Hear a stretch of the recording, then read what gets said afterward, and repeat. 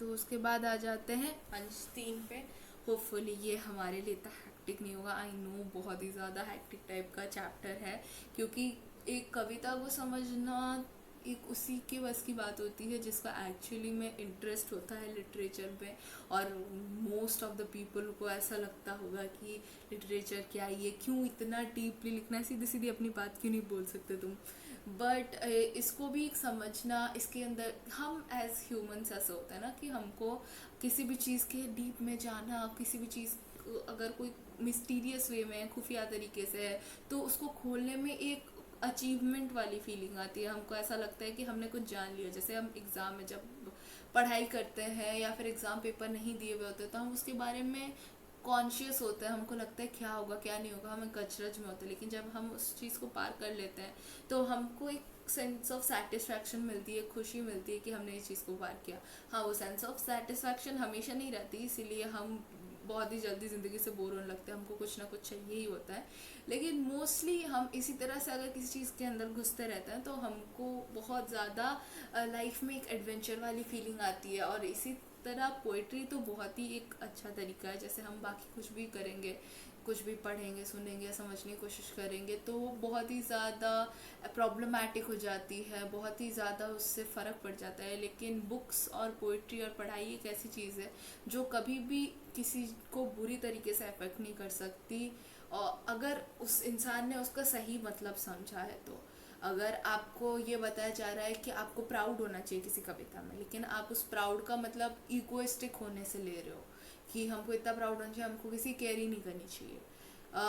और केयर ऐसे नहीं करनी चाहिए कि ऐसा ना बोला गया हो कि अगर तुम्हारे बारे में कोई बुरा बोलता है तो तुम केयर मत करो, तो ये एक सुनने लायक चीज़ है। लेकिन अगर तुमने अगर गलत किया है उस और बात तुम्हें कोई बुरा बोलता है और तुम उसकी केयर मत करो, अगर तुम इस ढंग से उस चीज़ को ले रहे हो, सेम ही चीज़ ही है बट तुम उसको गलत ढंग से ले रहे हो, मतलब तुम्हारी समझ में गलती है। तो इसीलिए ये जितना भी लिटरेचर का पार्ट है या कोई भी शिक्षा है वो हमको यही सिखाती है कि हम किसी भी चीज़ के एकदम डीप में जाएं और उसको समझने की कोशिश करें कि यहाँ पे एक्चुअली क्या बताने की कोशिश की है, इसके अंदर एक्चुअली ऐसी क्या चीज़ है जो कि हमको नहीं समझ आ रहा। और इससे टाइम का यूटिलाइजेशन होती है, हमारी समझ बढ़ती है, हम गलत डिसीजंस लेने से पहले हमको ये याद रहता है कि हमने उसमें ऐसा पढ़ा था या उस जगह ऐसा सीखा था।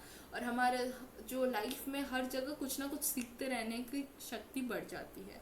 तो अब हम आ जाते हैं इतने सारे ज्ञान के बाद अंश 3 पे कि आइए कविता की शेष पंक्तियों को फिर से पढ़ लें। अंधेरों में राग अमंद पिए, अलकों में मलई बंद किए, तू अब तक सोई रे है आली, आंखों में भरे विहागरे वीति विभावरी जागरी। तो अब इसमें लिखा गया कि सुबह होने के यानी प्रातःकाल होने की सूचना देने के साथ साथ सखी को संबोधित करते हुए कहा गया है कि हे सखी, सुबह हो गई है और अब सारा संसार अपने क्रिया व्यापारों में लगा हुआ है, पर तू अपने होठों में कभी मंद ना पड़ने वाला राग लिए हुए और अपने केशों में सुगंधित वायु को समेटे तथा आँखों में रात की खुमारी यानी राग विहाग की खुमारी लिए अभी तक सोई हुई है। तात्पर्य यह है कि तेरे होठों पर वह राग यानी कि प्रेम है जो कभी कम नहीं होता। सुवासित वायु तेरी केश राशि की बंदी है, फिर भी तू अपने अलसाई आंखों पे निद्रा मग्न है। और अगर तू उठे तो प्रकृति का सौंदर्य मानवीय उमंग और उल्लास से और अधिक निखर उठे। सो बेसिकली हमारी लाइफ एक बेसिक से नॉर्मल सी होती है, लेकिन अगर हम किसी चीज़ से कनेक्ट कर पाते हैं स्पेशली ह्यूमन से, तो हमको ऐसा लगता है कि हमारी लाइफ कुछ कहीं हद तक ब्यूटीफुल हो गई, क्योंकि हर एक इंसान कहीं ना कहीं कनेक्शन ढूंढ रहा है। तो इसी तरह से हमारे लाइफ अगर कोई इंसान है जो हमसे बहुत ज़्यादा नियर एंड डियर है और वो बहुत ज़्यादा स्ट्रेस्ड आउट है और वो हमेशा ऐसा सोचता है कि उसका कोई भी मतलब वजूद नहीं है इस दुनिया में या फिर उसका कोई भी इम्पोर्टेंस नहीं है, तो हम उसको चीयर अप करने की कोशिश करते हैं कि एक इंसान ही होता है जो इन दुनिया को खूबसूरत बना सकता है और डिस्ट्रॉय भी कर सकता है। लेकिन हम हमेशा अच्छी बातों से ही एक इंसान के अंदर कॉन्फिडेंस और सेल्फ बिलीव भरने की कोशिश करते हैं ताकि वो कुछ अपने हाथों से कुछ अच्छा ही करे और अपने आप को खुश रखे, जिससे कि वो दूसरों को भी खुशियाँ दे सके। तो इसी तरह से ये जो है, एक फ्रेंड है जो दूसरी फ्रेंड को इतना सब कुछ बता रही थी कि देख, तेरे आसपास इतनी सारी चीज़ें खूबसूरत हो रही है, और केवल उतना ही नहीं, तेरे अंदर भी खूबसूरती भरी हुई है। जैसे कि तेरे अंदर भी प्यार भरा हुआ है, तेरे जो बालों में महक है, यानी कि इसको इस तरह से बताया गया है कि तुम्हारे जो एक इंटरनल जो तुम्हारे बीइंग है, उसके अंदर बहुत ही खूबसूरती है, केयर है, प्यार है और सबके लिए सद्भावना है। तुम्हारी जो बाहर की बॉडी है उसके अंदर इतनी शक्ति है कि वो किसी के लिए कुछ कर सके। तो तुम इन सबको के होने के बावजूद अपनी आंखों में निद्रा क्यों भरा हुआ है? तुम इतनी स्ट्रेसफुल क्यों हो? या फिर तुमने इतनी सारे एक निद्रा में होना यानी कि स्ट्रेसफुल होना, या फिर ऐसा सोच लेना कि तुम्हारी कोई इम्पोर्टेंस नहीं है, बहुत ही निराश जैसा रहना। तो बेसिकली ये उसी सब चीज़ को बताते हुए बोल रहे हैं कि जिस तरह से कि तुम्हारे अगर इंटरनल जगह में अगर तुम्हारे अंदर इतनी खूबसूरती है कि तुम दूसरे लोगों को भी प्यार से और बहुत ही केयर से भर सको, और तुम्हारे अंदर बहुत ज़्यादा काइंडनेस है, और अगर तुम्हारे पास सामर्थ्य है, तुम्हारी बॉडी में उतनी ताकत है, जिस तरह से केशों में एक जो सुगंध होती है, तो ये सब अगर तुम्हारे पास है तो तुम फिर भी अपने आँखों में निद्रा क्यों लिए बैठी हो? यानी कि तुम अभी तक ऐसी सोई हुई निराश हताश जैसी क्यों हो? तो ऐसे मत रहो, और देखो तुम्हारे आसपास भी इतनी खूबसूरती है, तुम्हारे अंदर भी इतनी खूबसूरती है। तो इस चीज़ को पहचानो और अपने आंखों से निद्रा को हटाओ और जाग जाओ, और यही बताने की कोशिश कर रहे हैं।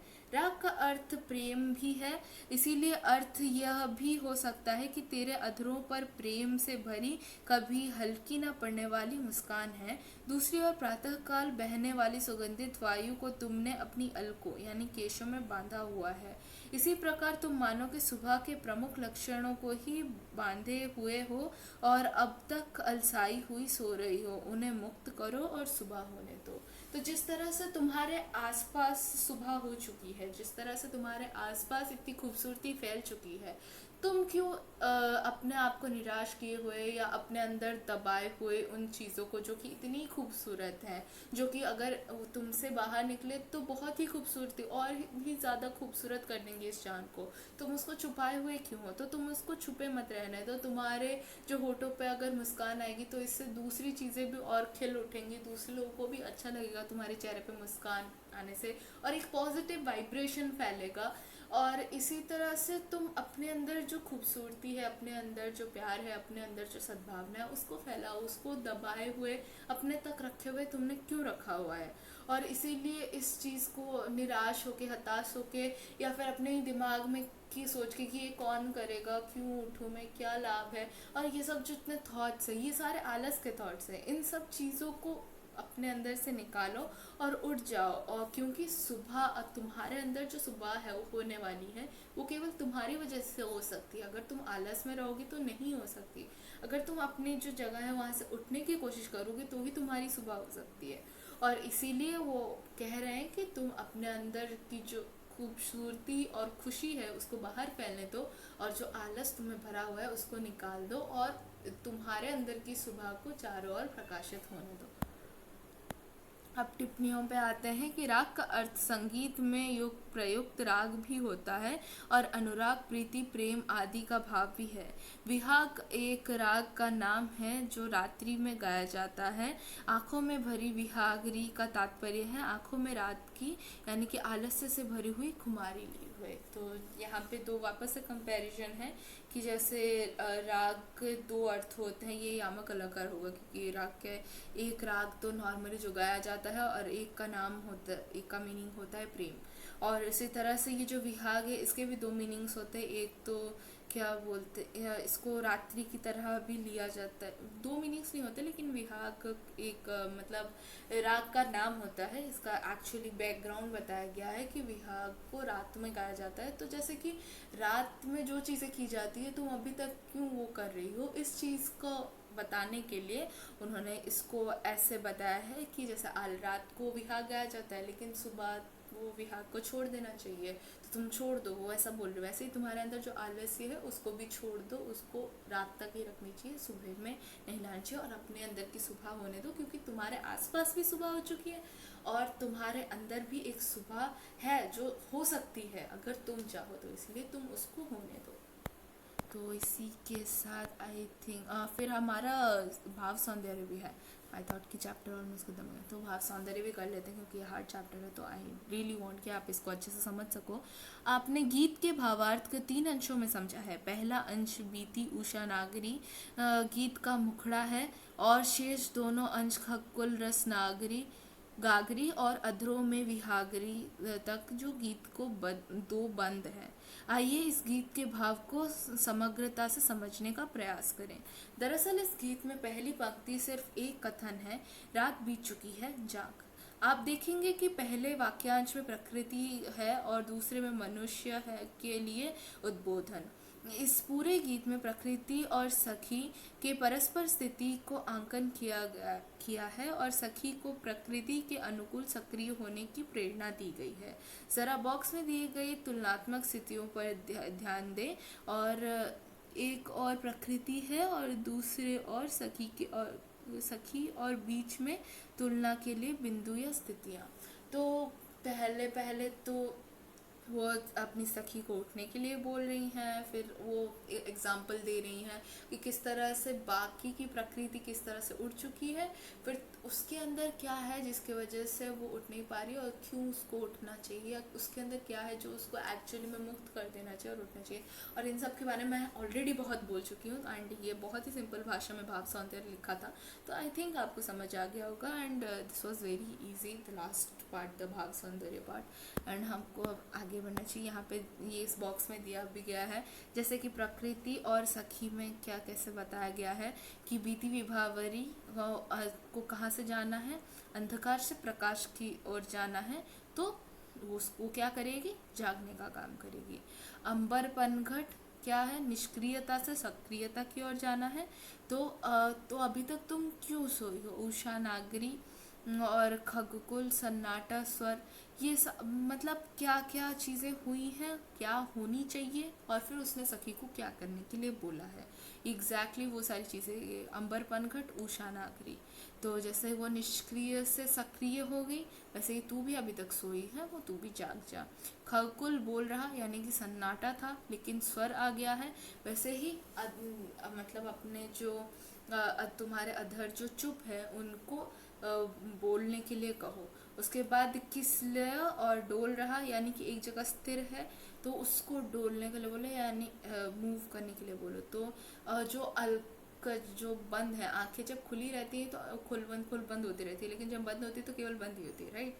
तो उसी तरह से वो यहाँ बोल रहा है कि जो स्थिर होके हैं, तुम्हारी आंखें बंद होके हैं, उनको बोलो मूव करने के लिए, वापस मतलब जागने के लिए बोलो। लो यह और रास घाघरी में बोला गया कि कितनी जो तो खालीपन है, और उससे खालीपन से भरने के बारे में बोला गया, यानी कि रसमयता के बारे में बोला गया कि तो आँखों में जो तुम्हारा जो खालीपन है उसमें आलस से जो भरा हुआ है उसको निकालो और तुम जाग जाओ, इसके बारे में बताया गया है। गीत के पहले बंद में जो प्रातः वेला या का अर्थात सुबह के सौंदर्य तथा उसकी हलचल का चित्रण है। गीत में किस प्रकार प्रकृति का मानवीकरण किया गया है ये आप पढ़ ही चुके हैं। इसके साथ साथ रूपक अलंकार का उपयोग भी कविता को प्रभावशाली बनाता है। हम सब जानते हैं कि प्रकृति की गतिविधियां अटल है। गीत में सुबह होते ही तारों के आकाश में डूबने, पक्षियों के चहचहाने, मंद मंद पवन के बहने, लताओं में पुष्पों की रसयुक्तता को बताने के लिए मानवीकरण का उपयोग किया गया है। प्रकृति के ये क्रियाकलाप हमें अंधकार से प्रकाश, निष्क्रियता से सक्रियता, सन्नाटे से स्वर, स्थिरता से गति और रिक्तता से रसमयता की ओर जाने का संदेश देते हैं। दूसरे बंद में आली अर्थात सखी को ये कहा गया है कि प्रकृति के इस संदेश को जानो और उठो, प्रकृति को इस तरह तुम प्रकृति की तरह ही तुम भी सक्रिय बनो, और तुम्हारी आंखों में खुमारी में जो रसमयता है, अलकों में जो सुगंधित वायु यानी गतिमयता है, अधरों में जो स्वर है, ये सब तुम्हारे सोने के कारण बंद है। जागकर इन्हें उपमुक्त करो और जगत में अपनी सक्रियता के सौंदर्य का प्रकाश फैला दो। प्रस्तुत गीत में प्रकृति से प्रेरणा लेने का उद्बोधन किया गया है, लेकिन उद्बोधन के साथ साथ प्रकृति और स्त्री के सौंदर्य और इन दोनों के सौंदर्य को संबंध चित्रित किया गया है। तो जो रियलिटी और इमेजिनेशन को साथ साथ में बताते हुए यही बताया गया है कि बाहर क्या हो रहा है और उससे तुम कैसे प्रेरणा लेके, वो जो सखी है उसकी दूसरी वाली फ्रेंड जो है जो सो रही है, वो कैसे ही उससे प्रेरणा लेके वो जाग सकती है और मतलब उस अपने जो स्थिर होके है वो कैसे गतिशील बन सकती है और जितनी सारी बातें की है वो कैसे कर सकती है, उसकी प्रेरणा लेने के बारे में बताया गया है। अब भाषा सौंदर्य पे आते हैं। ये कविता खड़ी बोली में लिखी गई है जो आज हिंदी की मानक भाषा है। इसी भाषा में आज हिंदी के प्रमुख कवि, उपन्यासकार, कहानीकार, निबंधकार और नाटककार अपनी साहित्य रच रहे हैं। इस कविता में तत्सम शब्दों में का बहुमूल्य है।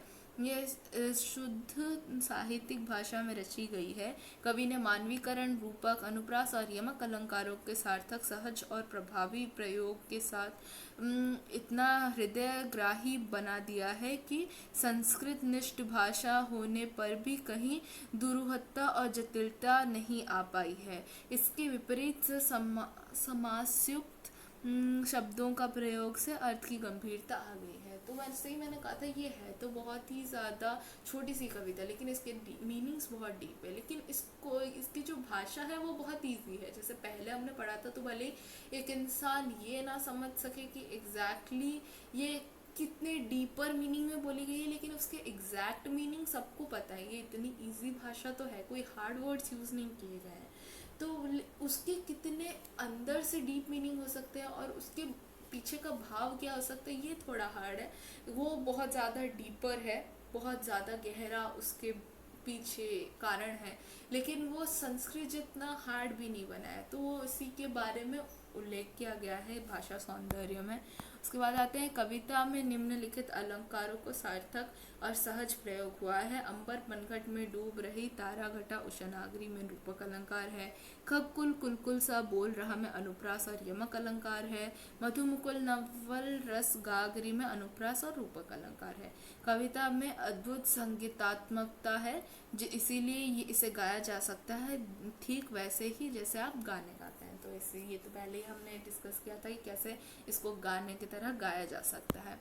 इसके बाद हमारा चैप्टर हो गया ख़त्म। आई रियली होप कि आपको ये चैप्टर बहुत पसंद आया होगा। आई नो थोड़ा हार्ड था, लेकिन अगर हम हार्ड चीज़ें करेंगे नहीं तो हम इससे भी हार्ड चीज़ों को फेस करने की हिम्मत कहाँ से लाएंगे, राइट।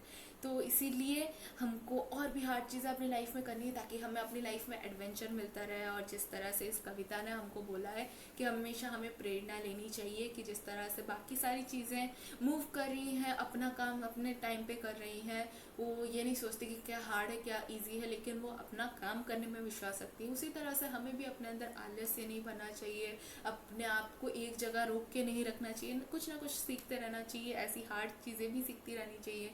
और इसी तरह से ही हम जितना ज़्यादा सीखेंगे उतने ज़्यादा लाइफ के प्रॉब्लम्स और स्ट्रगल्स हमारे लिए ईजी बन जाएंगी और हमारे लिए यूज टू हो जाएंगी। तो हमको ऐसा लगेगा कि अरे इसमें तो कुछ था ही नहीं, मैंने तो इससे कई बड़ी बड़ी कविताएं पढ़ी है, ऐसा कुछ लगेगा आपको अगर आप इसी टाइप की कविताएं बहुत पढ़ोगे, इसी टाइप के लेख बहुत पढ़ोगे। और इसी तरह से आप बाकी के भी अपने लाइफ में अगर बड़े बड़े चैलेंजेस फेस करोगे तो आपको बाकी की सारी जो छोटी मोटी चीज़ें वो बहुत स्मॉल लगेंगी। आपको ऐसा लगेगा अरे ये तो कोई बात ही नहीं है, ये तो मैं आराम से ऐसे या वैसे करूँ। तो आई रियली होप कि आपको ये चैप्टर पसंद आया होगा एंड आई रियली होप कि आपको ये चैप्टर एक्चुअली में मैं समझा पाई और आपके खुद में भी समझ आई और आपने इस चैप्टर को हमेशा के लिए अपने दिल में रखा ताकि आप कभी भी अपने लाइफ में कहीं पर ठहर जाएं तो आप इस चैप्टर को याद करें और सोचें कि नहीं मुझे ठहरना नहीं है, मुझे जैसे प्रकृति अपने टाइम पे अपना काम कर देती है उसी तरह से मुझे भी निराश होकर एक जगह रहना नहीं है, मुझे भी अपना काम करते रहना है।